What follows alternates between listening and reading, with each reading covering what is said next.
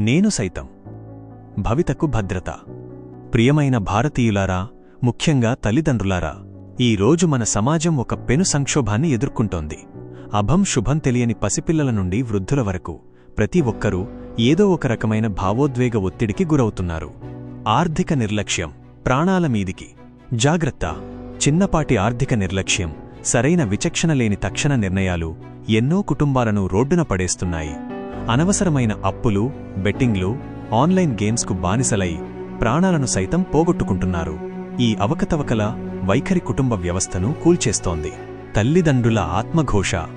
మరోవైపు బాధ్యతలను విస్మరించిన పిల్లల వల్ల బాధపడుతున్న ఎంతోమంది తల్లిదండ్రుల ఆత్మఘోష మనకు వినిపిస్తోంది. చిన్నప్పుడు వారికి నేను ఎందుకు సరైన విలువలు నేర్పలేకపోయాను అనే పశ్చాత్తాపం వారిని నిత్యం వెంటాడుతోంది. ఈ ఘోష ప్రతి తల్లిదండ్రికి ఒక హెచ్చరిక. నెగటివిటీ కాదు, నాయకత్వం కావాలి.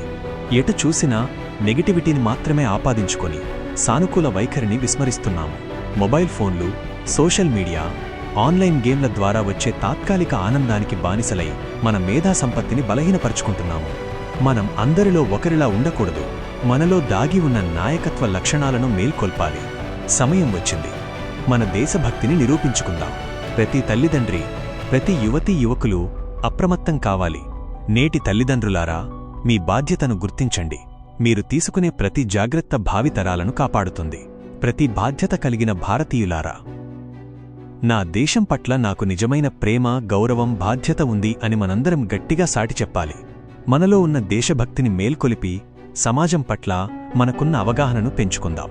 భవిష్యత్తులో తలెత్తే ఎటువంటి నేర ప్రవృత్తులనైనా జరగకుండా ఆపే ప్రయత్నంలో భాగస్వాములం అవుదాం. ఈ వినూత్నమైన మార్పులో మీ వంతు కృషిని అందించడానికి మీరు సైతం మాతో పాటు ఉన్నారా? నేను సైతం. జై హింద్.